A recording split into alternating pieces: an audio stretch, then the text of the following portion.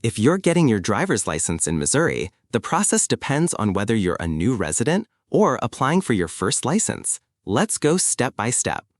If you've just moved to Missouri and already have a valid out-of-state license, or one that expired less than 6 months ago, you'll need to bring the right documents to the license office.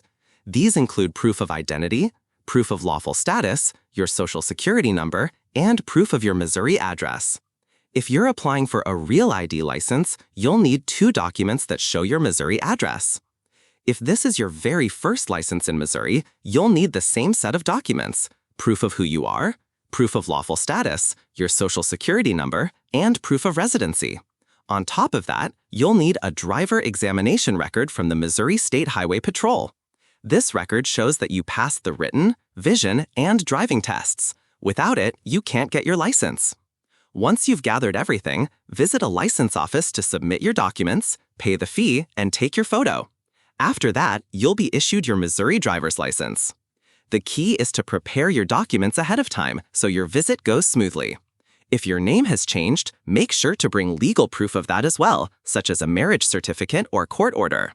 That's the process in Missouri. Bring the right paperwork, pass your tests, and you'll be driving legally in the state.